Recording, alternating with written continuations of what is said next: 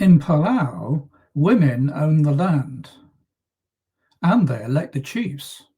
This is how leadership works here.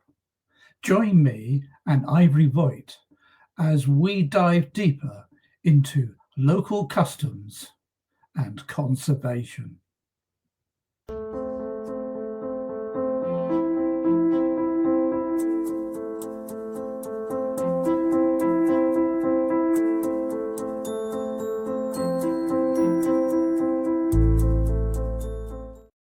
Welcome to the Nifty Travel Podcast. Hi, Alex. It's good to be here. Hello, and Ali from Palau. Yeah, well, you're most welcome. And the first thing I always like to ask my guests is about your earliest memories of travel. Oh, I've been traveling since I was a little kid. So I grew up in the islands of Palau. I was born here, but being half German, I'd have to go in the summers and during Christmas vacations to Germany. So I actually was an unaccompanied minor at 4 years old, traveling by myself from Palau to Europe. Oh, wow. So you had a very early experience of travel then. So do you think that set you up for everything that was to come then, really? Yeah, I think I was already used to, being in airports, having to figure out flight connections and just be independent. And also, I guess, be comfortable with kind of being in new places. So my parents were both travelers. And so I think it was kind of ingrained in me at an early age to be, I guess, on the go, you could say. Fantastic. So tell me what it's like to grow up on an island, and of course about your own special place of Palau. Yeah, I would love to. So, yes, as I said, I was born here in the islands of Palau. For listeners and viewers that don't know where that is, Palau is in the Western Pacific Ocean. We're an island nation that is north of Australia and east of the Philippines and Indonesia. So, we're actually the westernmost Pacific island nation to Asia. Probably the shortest flight route from Europe to visit our islands. You fly through Taiwan, through Manila. Some flights we had also through Japan that come to Palau. And so growing up on an island, we're a small community. We're a population of about 20,000 people. So you know a lot of people, you have a lot of relatives, and I think that kind of gives it a very nice feeling of home. And I feel like it gives me a mindset that, a connection is very close, and any problems you might face, it's just a phone call away.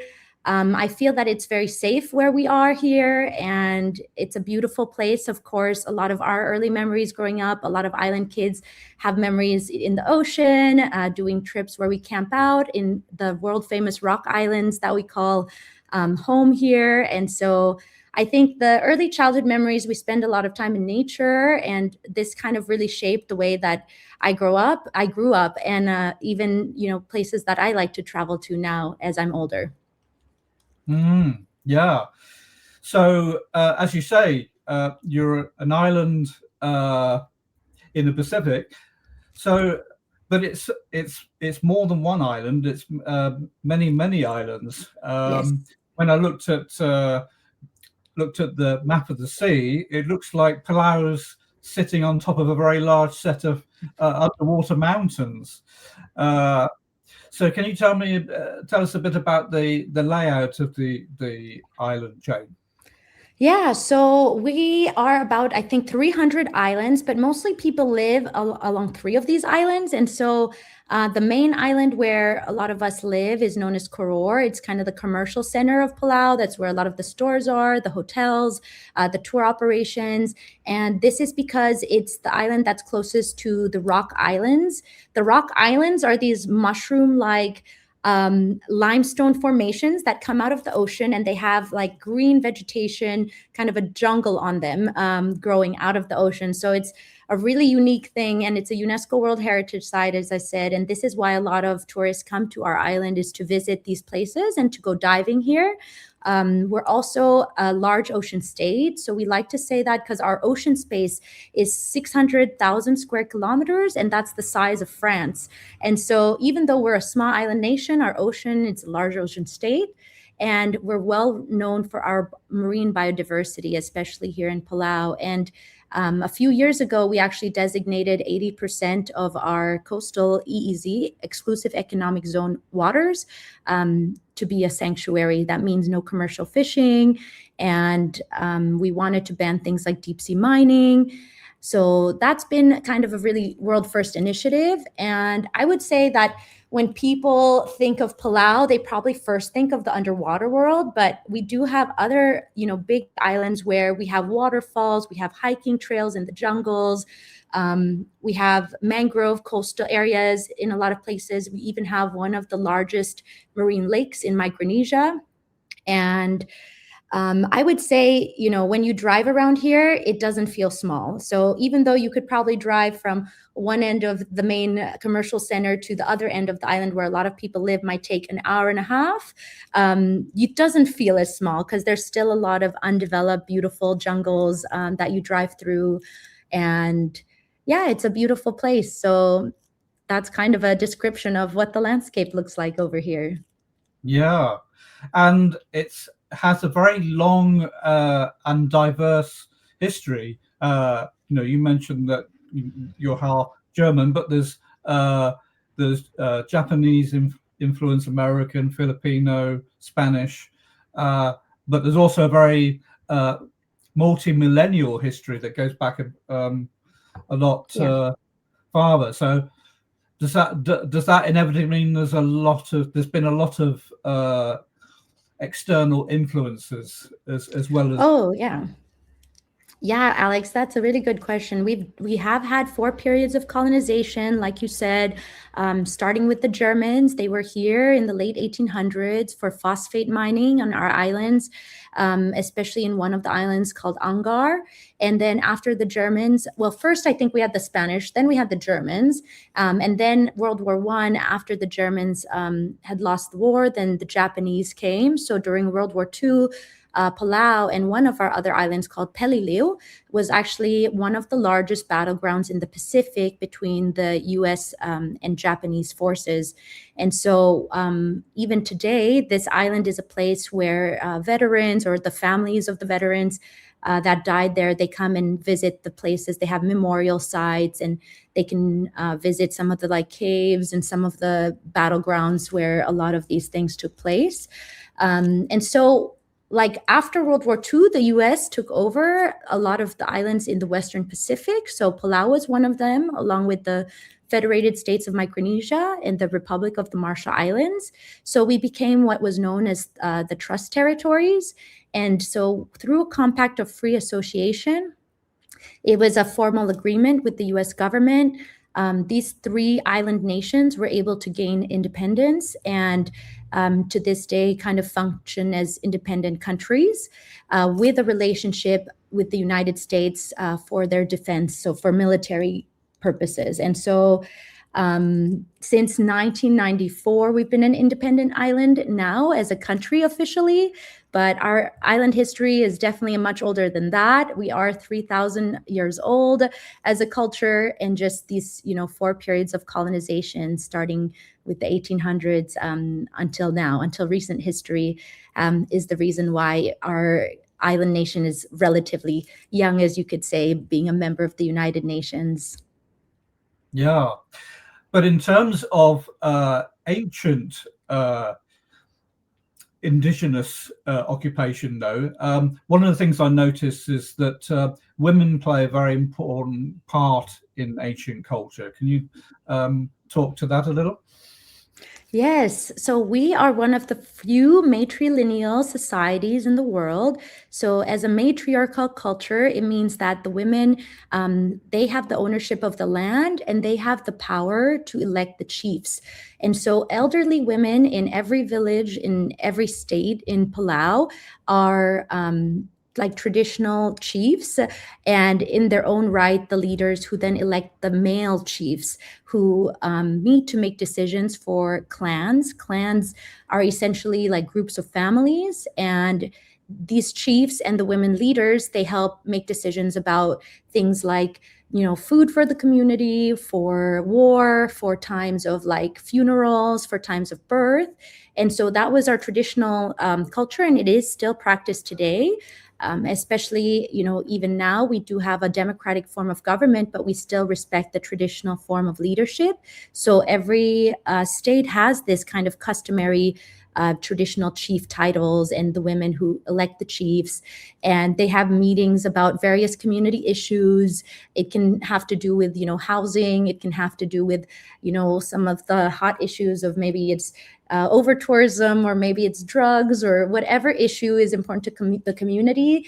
The traditional leaders definitely have a say in those things as well, and they have a lot of respect.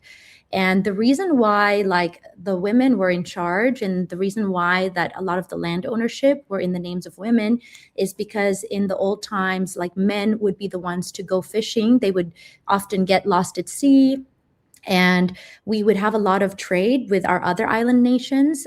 So one of the things we traded were these like large pieces of what we call stone money. They're huge pieces of limestone rock that would be put on canoes and traveled for like 1,000 miles or something to another island. And so in these kind of exchanges, and whether it's fishing or whether it's trade, a lot of times the men would be lost at sea, and so women were kind of the holders of the family, of the land, of the culture, ensuring that these kind of history and just community well-being were passed down through the generations. It sounds like being able to navigate has always been very important, doesn't it? Yes, yes. As for many Pacific Island nations, really, so, traditional navigation is the way that a lot of the Pacific was explored, you could say. The first travelers, some might say, were Pacific Islanders, because they would travel these vast distances without any GPS, without a compass, and just following the stars and the tides, the currents, things like that, to get to these other islands. And people would travel for various purposes, whether that was for, finding other food sources or starting their own families. But I think that tradition of navigation is quite strong across most of the Pacific. And it's really special here in the Western Pacific because a lot of the Polynesian cultures are, brothers and sisters in the South Pacific, lost that knowledge through colonization over time. But here in the Western Pacific, we had still some of these traditional knowledge holders who knew the art of navigation and were able to revive that. So Papa Mau, like they spread these kind of knowledge to the Hawaiians again and through the rest of Polynesia. And so today we're all very fortunate to have at least this knowledge kind of already recorded, and they're teaching young people how to navigate. And it's a beautiful art form, I should say, beautiful and very also intense form of travel. I don't know if I would do it, but I think it is so amazing. And I do respect a lot the people who are able to do that. Well, it's a kind of ancient wisdom. We sometimes feel that because we've invented all these machines and feel like we have an advanced society, that we know a great deal, but ancient civilizations also knew a lot, don't they? Do you think we've forgotten some of the links to our past? Yeah, perhaps. I think it's so important to preserve Indigenous cultures, and especially because of that ancient wisdom that these cultures, the languages they hold. And I think, with globalization and, the periods of colonization, a lot of knowledge was lost. But I do feel that there has been also a lot of initiative and awareness in the importance of preserving these cultures and this type of wisdom. Yeah, absolutely. Well, I see that you're wearing some very delightful apparel. Can you tell me? I assume it's has a strong relation to Palau. Can you tell me about them?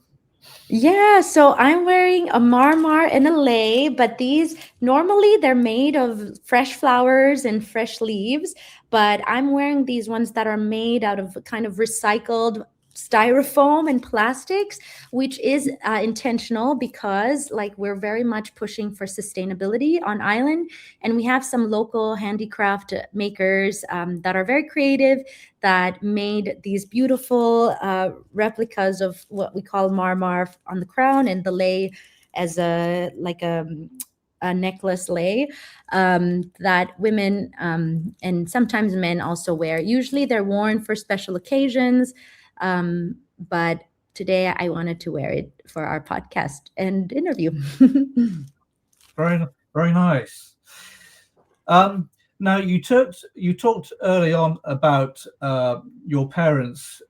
They influenced your travel decisions, but you had a grandfather that was very influential as well, didn't you? He was an engineer, but he had multiple interests. Tell me about some of them and why he was such an influential man. Yeah, so on my German side, my dad was the engineer, and he was a world traveler who early on, I think it was in the 80s, got one of those around the world tickets and traveled the world, and fell in love with the ocean here in Palau. And at the time was befriended with one of our first dive guides, and really the dive pioneer for the tourism industry here in Palau, named Francis Toribio. Francis Toribio is in the Divers Hall of Fame. He was featured in movies, and also recently, unfortunately, passed away. But his legacy continues because he really is the person who put Palau on the map. And so my dad was kind of one of those first tourists here in Palau, doing these adventure dives and discovering the sites along with my uncle. And then through the uncle, he met my mom, who was also a dive guide, a tour guide at the time here in Palau. So they were quite influential, I think, that spirit of adventure. But my grandfather also here in Palau was the first chairman for the Palau Tourism Commission. So when, we were trying to develop our tourism industry, he was indeed like one of the people that was spearheading those efforts. And so I think that tourism has always kind of been something I've had an interest in, not only from my parents, but also from my grandparents. And like, it's just something that I find always draws me. I think it's a way that people can connect, can share culture, can learn and experience life. And I think, I think it's really in my blood. So in my own family, but I also have been learning a lot about the Pacific voyaging. And I think maybe it is something that's kind of in our cultures in general, that spirit of exploration and of adventure. And I think seeing the navigation in a way a bit like that has been also kind of an interesting take on tourism, I guess, and travel. Yeah. But of course, your grandfather's influence and everything else, has led you to have your own travel business on the island. Yeah. And we may have seen your partner in that business at the beginning. So tell me how you came to want to run a tourism business on the island yourself. Yeah, thank you, Alex. Good question. So I actually did my master's in tourism at King's College London. So I studied tourism policy. So after I graduated, it was pre-COVID, and I came back to Palau, and I was here during COVID. And I pretty much got my head start in the tourism industry, working on policy to help us reopen after COVID. And so it was a tough time, but we never had kind of the problems of getting COVID in that initial year. So we were very blessed with having an island that almost went back to times before tourism. And we didn't have a shutdown like many other places in the world. We were very fortunate. But my job at that time was to come up with regulations, safety trainings, and workshops for the tourism industry. So everyone from hotel managers to tour operators to restaurants, and other people who are part of that, tourism supply chain on island. And so I had to work with the Ministry of Health. I had to work with the Visitors Authority, the Chamber of Commerce, the Bureau of Tourism, and essentially come up with a plan for us to reopen in a safe way and get industry and public sector consensus, and stay up to date with the latest research. And it was a really, really good experience because in that job, I was able to meet many of the, hotel managers and tour operators. And of course, there was no tourists, so they had time, and I was able to ask a lot of questions pertaining to operations and sustainability. And then, of course, on like the COVID safety measures that, we could apply and we could prepare. So I worked on that as a project. I also worked on measuring the carbon footprint of Palau's tourism industry. And that also entailed asking about fuel usage, energy usage for these companies, and be able to measure kind of the carbon footprint of our tourism industry. Of course, as you know, people have to fly a long distance to get here. So no one's surprised. That obviously is a large part of the carbon footprint. But we wanted to do this study to really understand if we want visitors to come to Palau, right? But we would love for them to be also able to contribute to conservation projects on the island. So whether that be, mangrove restorations, coral planting, or any kind of conservation effort, we were kind of thinking that by them being more aware of that carbon footprint, they might also have an interest to do something good while they're here.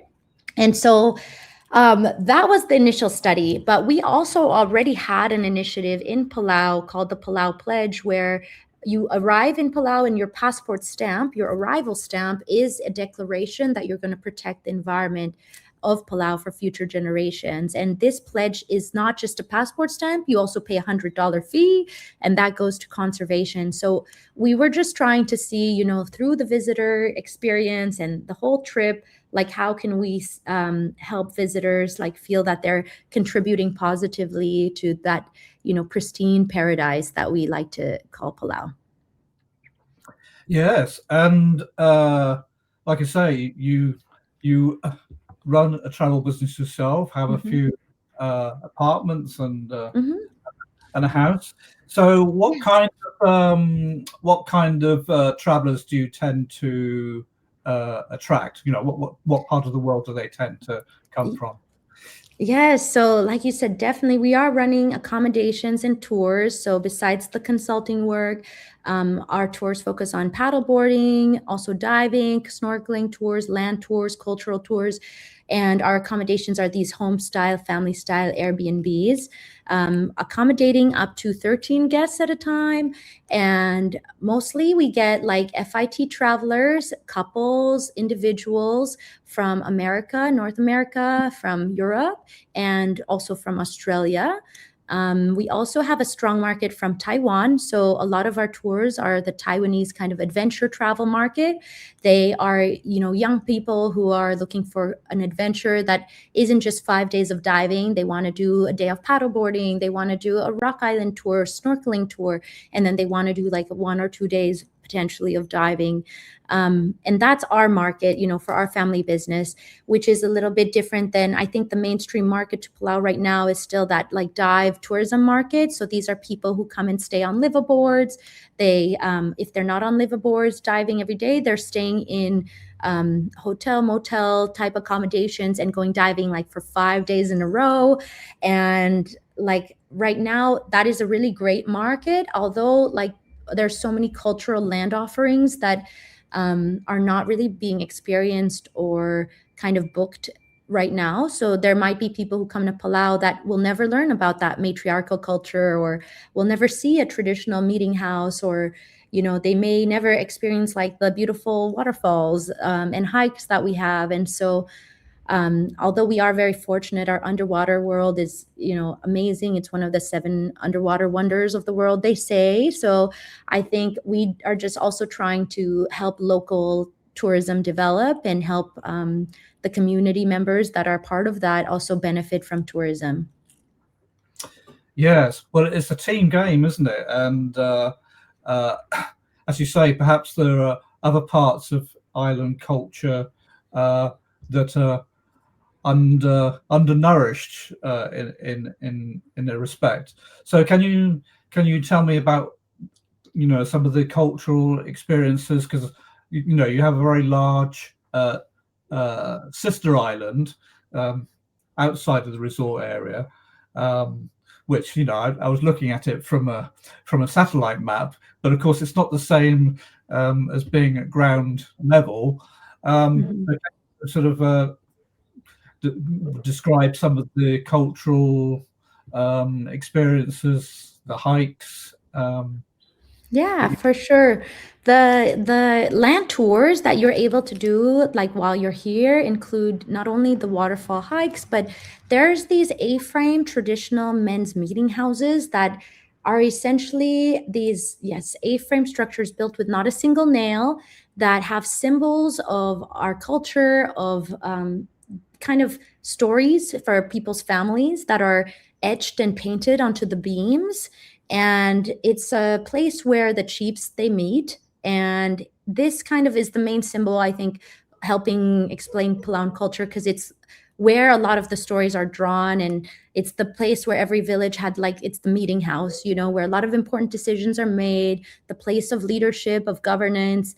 But connecting, you know, all the villages, we had ancient stone paths as well. So like in the old days, like you could walk from one village to another through these very, you know, well-maintained paths. And we also were known for having these terraces, and it's just kind of recent that we're reviving some of these places because, you know, through the years and through vegetation and kind of lost knowledge, like these things were not really conserved or promoted. And so now there has been a lot of regained interest, not only in that, but also in things like Palauan dance, Palauan chant, Palauan language, food. And so some of our cultural tours entail going to one of those traditional meeting houses. You get a taste of Palauan food, and then you might see like traditional Palauan dance and attire, and learn a little bit about how like our traditional form of governance works. And one of these tours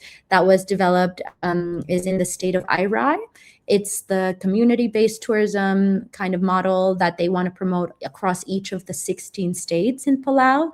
And each of our states has that, like, you know, traditional chief system where the women elders, like I said, elect the chiefs, and they have these like traditional meeting houses. And so if we're thinking about cultural tourism, we're thinking really of these kinds of sites, these kinds of programs.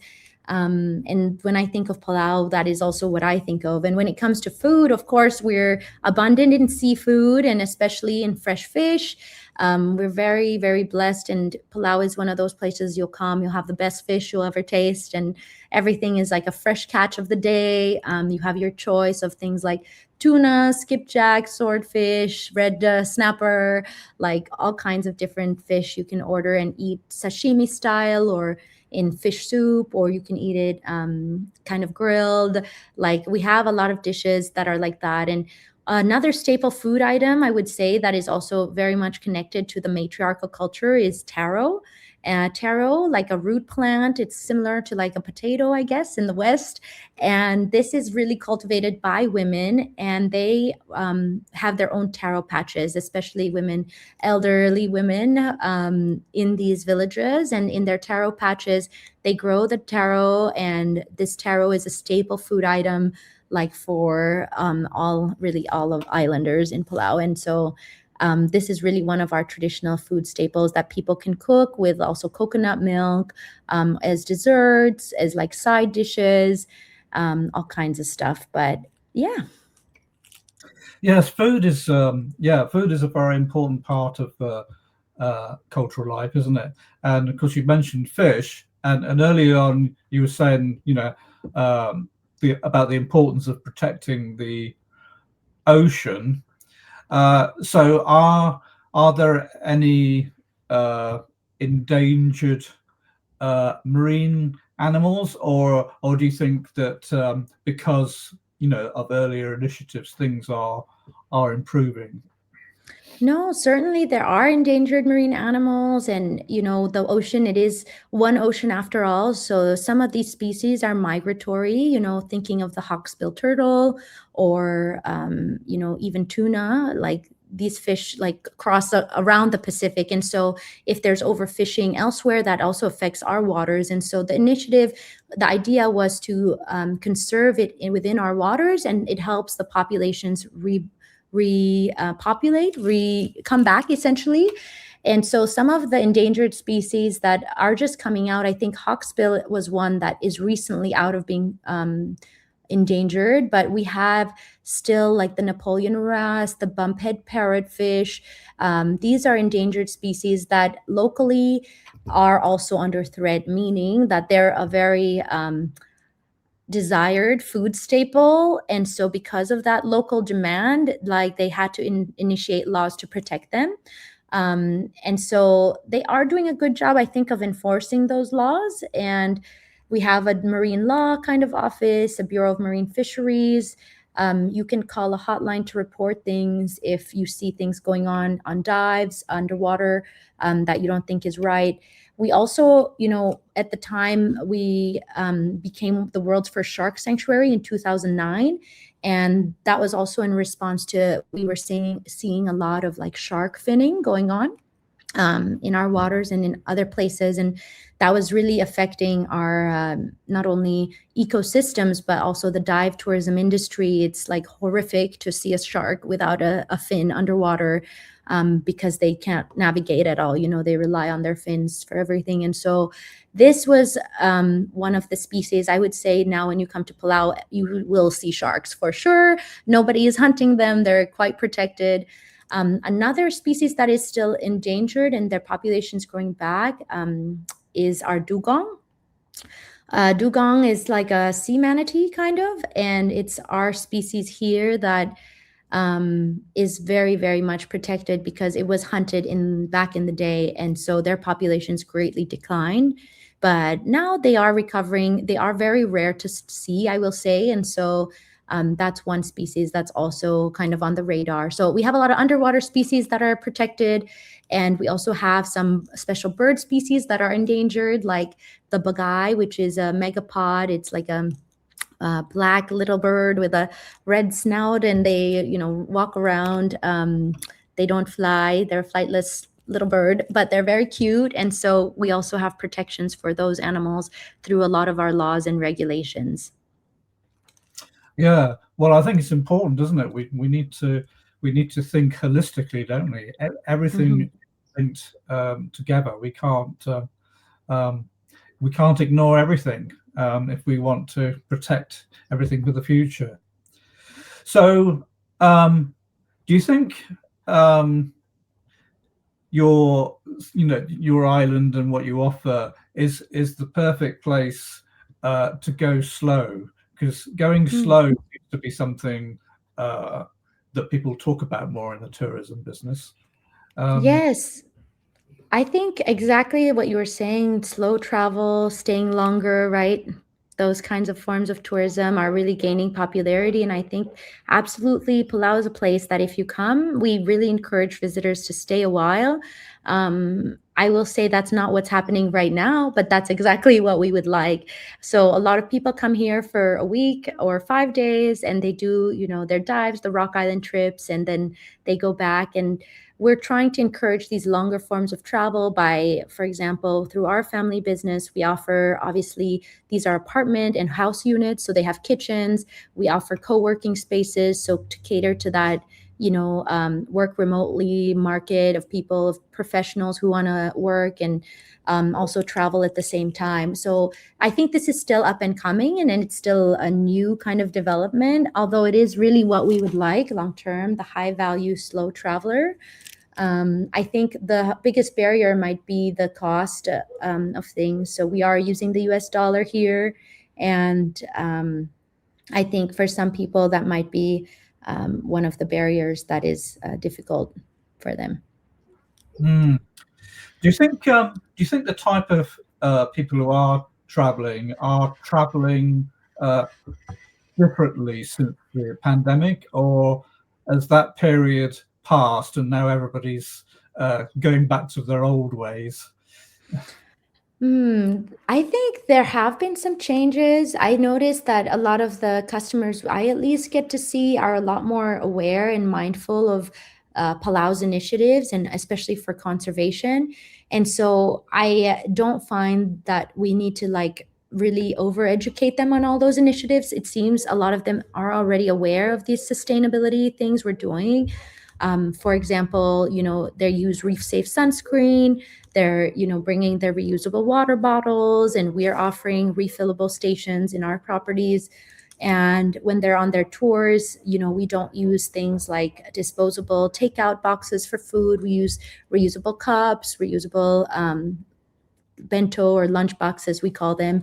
And so I think there is a shift for sure. There are like these mindful travelers, and especially in the last year, I'd also say that there has been a lot more exposure. Our marketing agency has been working with a lot of the social media influencers that do kind of island travel. And I think the iconic, beautiful shots of, the rock islands and the underwater marine lakes and jellyfish have really drawn the attention of that also younger adventure travel audience around the world. So different, from different countries.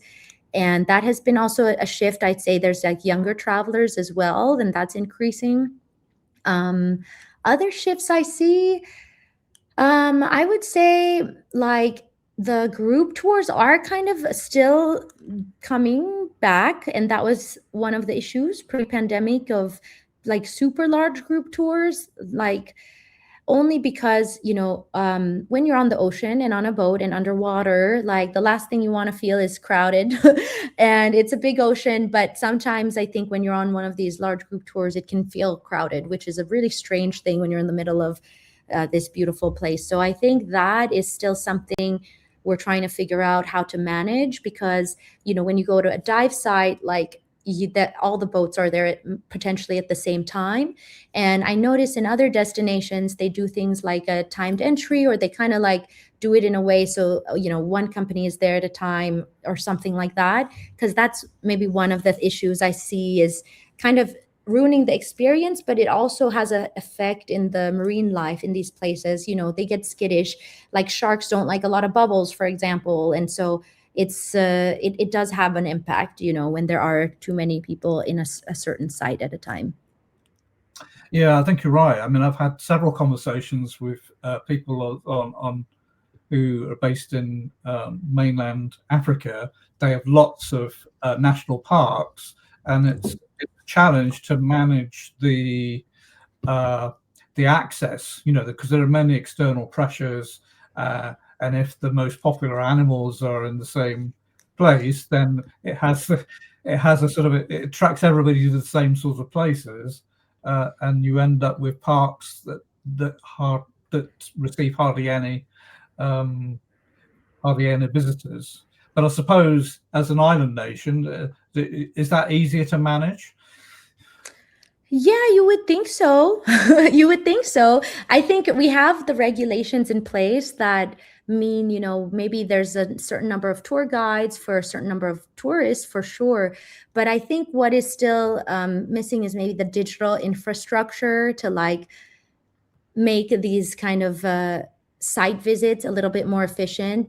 Things I noticed the National Park Service does, or other, national parks, I think they have also digital ways using technology to manage these things. And I think we still have a little bit we could probably adopt from that would make it very helpful. But I wouldn't say it's as crowded. I would definitely say that my perspective of a crowd is super skewed. I grew up going to every beach like without any people, like, so I grew up being on a boat where you go snorkeling or diving, you were the only like people there. And so I am now understanding that in a lot of places that isn't in itself like a luxury experience that probably I took for granted growing up. And so I was personally, when I've traveled to beaches in Europe and Italy and stuff and saw crowds of people, why are people paying to be on a beach and like be so close to each other? That those concepts were so foreign to me when I traveled elsewhere. So I will say, with full disclosure, I probably am a bit spoiled in my sense of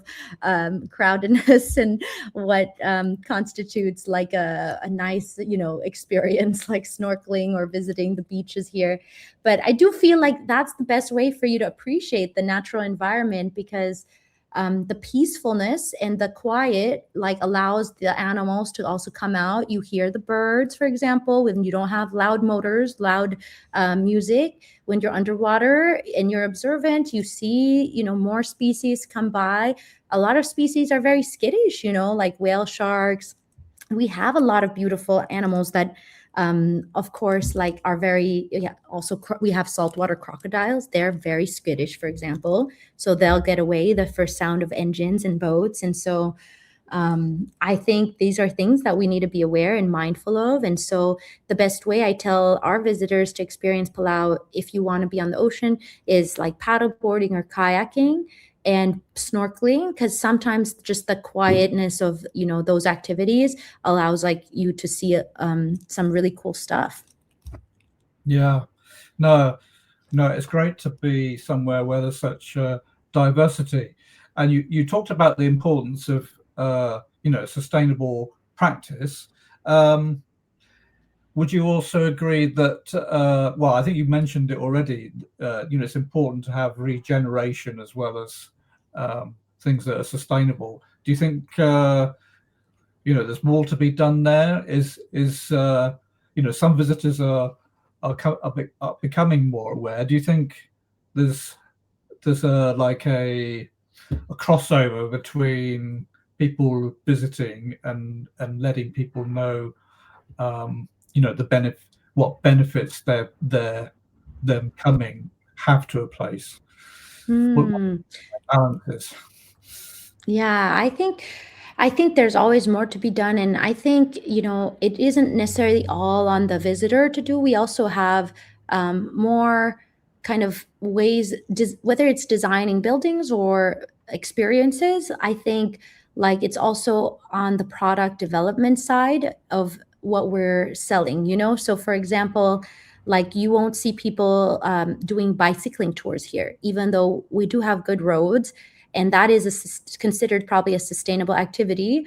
It's just not one of those like offerings that we're doing. And so there's a lot more I think that still could be done. And so for a visitor, I think sometimes I do wonder, the ones that are aware of Palau, I think they are expecting a lot about sustainability, everything from like being able to have all kinds of local fruits and foods available at all times, and probably less plastic packaging. Probably, they're expecting things like electric vehicles and things like that. And I think we're not super 100% there yet either. And then we have the visitors that are not aware at all, and then we have to educate them.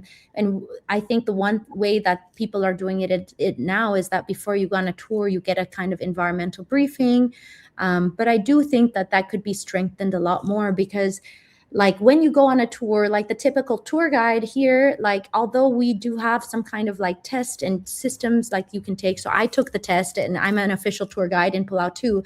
Like you learn the stuff there, but I feel like they're not teaching things like the culture, things like the biodiversity. And there are things that, growing up in Palau, like we do learn. And I don't know if when we have guides from, different places, these are things that you really have to ensure that the guides also are aware of, so that the visitors can learn those things. And I think visitors are open, they're keen, they traveled a long way to get here. And I think there is interest. I think all our visitors are fascinated and they think it's a beautiful place.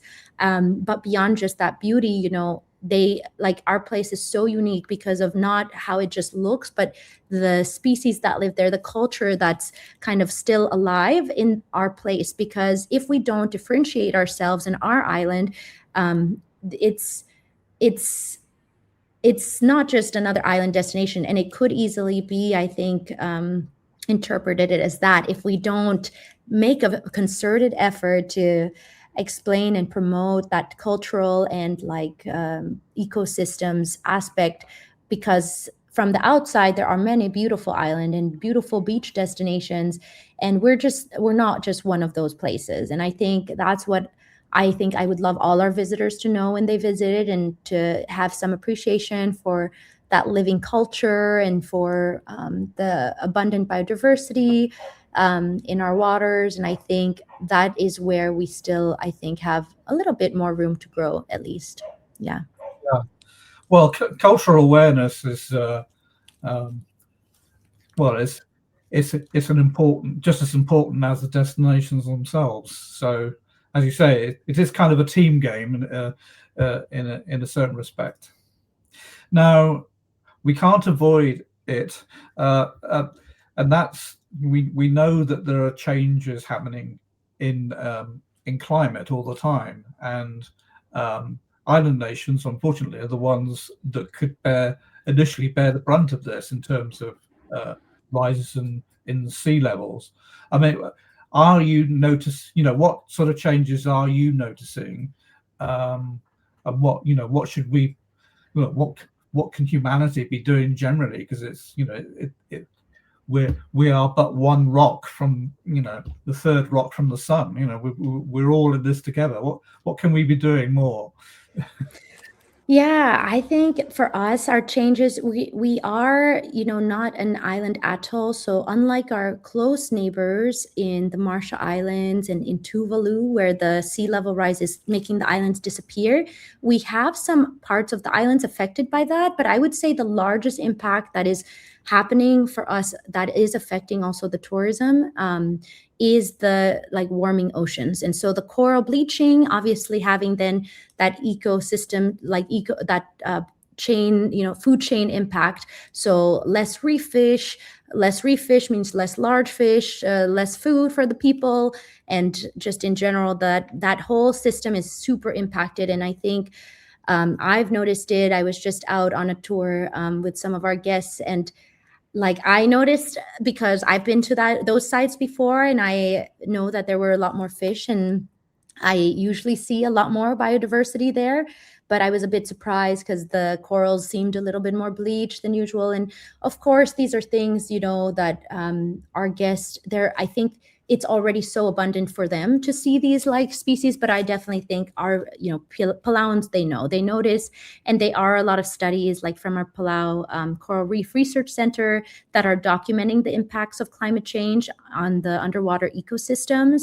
Not only that, I think that changing seasons is kind of affecting a lot of the planning. For example, we have so much more rain throughout the year. And so for us, the impacts of climate change are that kind of increase in rainfall. And it's so hard to now know when is actually rainy season and what is supposed to be dry season. It's now rainy season. And I think what that means, and what the average person or the average traveler can do, is I think being a little bit more flexible on travel times. It's no longer maybe the case that, the months of Christmas, December are the peak times to come. Maybe that'll be March, maybe it'll be late February, maybe being also a little bit more mindful, I think, of the seasonality of things changing. I think that's what we're seeing long term. The impacts are definitely affecting. And another way that it's affecting is prediction of typhoons and the changing winds. So I talked to one of the traditional navigators, and he plans trips, for example, from Palau. He did a trip from Palau to Taiwan, a trip from Palau to Hawaii. And he usually plans these things based on the moon, the currents, the weather, and the season of typhoon, or, that kind of prediction. And he said that it is also getting quite difficult to know when those typhoons might come through. And so the whole thing, he said, it was changing. So even when they have to plan a trip, it might be totally in a different time than what was the usual case for them to navigate. And it's super important because obviously you don't want to navigate a huge Pacific Ocean in dangerous waters in times of typhoon and things like that. And I will say another way that it is impacting our islands, climate change, is with the sea level rise, there are certain cultural sites that are being covered with water. And especially you see this during the high tides. So throughout the year, certain phases of the moon, we have a very peak high tide. And so the worst case scenario is obviously during a peak high tide, having some kind of typhoon or storm. That is when, it's very, very much a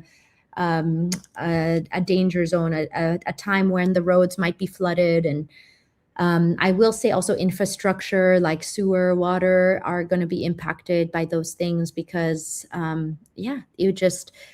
it is changing so rapidly. And so a lot of our hotels and tourism operations are facing the fact that for sure their infrastructure, they might need to move to higher ground elsewhere on the island, because they're not going to always have like the infrastructure to support the businesses. Yeah. Now, in terms of your own career, I see you've covered a very wide range of subjects. We've briefly talked about impact. That's something that's been of interest to you, climate change. You've also done some negotiation in climate change, the solutions to, and also work with youth organizations. So could you talk about some of the ones that have meant a lot to you over the years, and where do you think we should, what areas do you think we should be thinking about generally? Because there are so many buttons we could press. It's sometimes difficult to know where to start. Yes, I agree. I think there's sometimes a lot of noise out there, so I too understand it can be difficult to navigate. And so for me, I work with the Pacific Climate Warriors. I'm the Palau representative. We're a youth organization, youth-led organization, but we deal with phasing out fossil fuels and advocacy campaigns locally and internationally. So you can find that organization on a website called 350.org. And so I'm a Pacific Climate Warrior, and I work with a local youth organization here in Palau called Rang Collective. And they're organizing events to engage the youth in Palau, to be informed about climate change, but also to lead initiatives like beach cleanups, or also things like storytelling, advocacy through video, social media, so that we can share the stories from Palau to the rest of the world. And I think like where I find a lot of hope is seeing young people leading these efforts. And I think it's often seen like technology can solve all problems. And I don't always agree with that, because I think in the West, we believe that like just, the newest form of solar power will solve all the problems. But I don't think it's as simple as that. And I do think like we need like the community, the youth, to be the ones leading the change. And so we have a lot of, as we started our conversation with ancient wisdom and indigenous knowledge, there's ways that we were able to survive as an isolated island culture for thousands of years. And so this knowledge is something that, by bringing it back and maybe utilizing it in modern ways, like the concept of being in the taro patch, but with your smartphone, utilizing technology, but not relying on it to solve all the problems, is kind of a way I think the young people want to work. And I think going forward, like engaging the younger people in these generations about climate change and about ocean conservation is super important. And like we talked about, the Pacific island nations, we're at the forefront of the climate crisis. We're also countries that are super reliant on travel and tourism. So my work is kind of bridging those connections, tourism and climate change. And so doing things like the Palau Sustainable Travel Guide. I hope to educate visitors on how they can make a sustainable impact while they're in Palau, travel more sustainably. But then also with my partner, we made a movie called Palau, an Ocean Inheritance. And that movie is about the marine biodiversity in Palau and the connections with our culture. And, using digital media and storytelling, like to share the beauty of our home and help people understand our culture, I think is so impactful, because you can, write as many policies, as many regulations as you want. I could sell as many tours and stays, but I think what changes hearts and minds is that experience. So whether people come to Palau or they're able to just see this movie and see the reason why we should conserve these places, I think that speaks volumes. And I think conserving a place is about the people, it's about the nature there, and sometimes it's about the beauty, the wonder of those places, and the wisdoms that those cultures hold. And I think that's such an important part of the advocacy work that I do. And so I tried to do it through the guide, through this short film that is now shown at our National Museum here in Palau. And I'm currently working on finding TV shows and channels to license our film to, so that it can maybe be shown on some of these travel shows that might be interested in it. But I do think that when visitors and people come to Palau, I think they gain that appreciation. And I think going forward, it's so important to have that tie and that story between climate, culture, and conservation in any kind of travel experience. Yeah, it's a combination of things, isn't it? So do you find that youth are becoming more interested in the future? After all, they're going to inherit it tomorrow or the day after. So do you find that they're getting more and more interested in these subjects? Yes, I think they are. I think, they are seeing the value in, the things, like I said, sometimes we grow up and we take the beauty that we grow up in for granted. But I think they are seeing the value. And I think it's now the challenge of how they can also make a livelihood through these kinds of work. And I think this is where I work with NGOs in Palau and with my family to help kind of train entrepreneurship programs for high school kids, for handicraft. We call them MSMEs in Palau. We have a lot of people that work in 8 to 5 jobs, and we need people who are also willing to do side hustles and be able to partake in like the travel industry, the conservation sector, and also be able to make a livelihood from that. But there's still a lot of training to do for the local community to get there, only because it's just a new way of thinking, a new way of doing business. And for us to keep up with the globalized world and the digital nomad, the travelers that are interested in coming here, or people like you are interested in the destination and also in learning about the culture, how can we better promote and better advocate those nuances online is one of the challenges. And so that's some of the work we're doing as well. Well, it seems like the antidote to globalization is microeconomy. To think local, to travel local. Yeah, I love that idea, to travel local. I was just talking to my friends earlier at lunch today that we should promote more local tourism. Like, there's nothing stopping a group of young people, of our friends, from doing a small trip to one of the outer islands in Palau that there's places I have never visited still, and I'm from here. And so there's so much even locally that we can promote. But like you were saying, the kind of like micro or economies, you could say, I think it's particularly interesting coming from an island, like, because you do try to find solutions on a smaller scale. And it feels oftentimes that these solutions are quite tangible. It's a phone call away, like I said, but the biggest barrier is, of course, money to build that infrastructure that you might need. But I think kind of thinking local is a way that where you really always think of the community, you think of solutions that can have an impact on the households within these like remote areas. And that's definitely something that I think a lot of the young people I see now, they're thinking of, and they want to help their communities.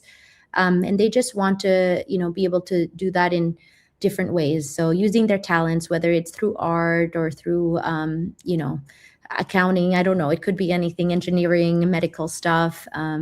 There's a lot of interest. So I am very hopeful when I think of that.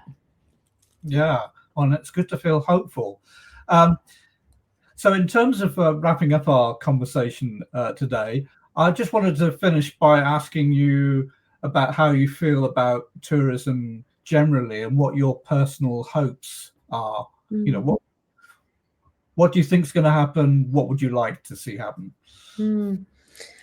Yeah, so I would like to see like tourism become a way that people could create livelihoods, conserve our planet, and preserve our cultures. And so I think for island nations, I think tourism is not only a way for us to make money, it's a way for us to conserve those cultures and those livelihoods. And I think the way that it's being done now, we're just at the beginning. And I think we have a lot of room to improve in the sense of making sure that there are equitable benefits for communities.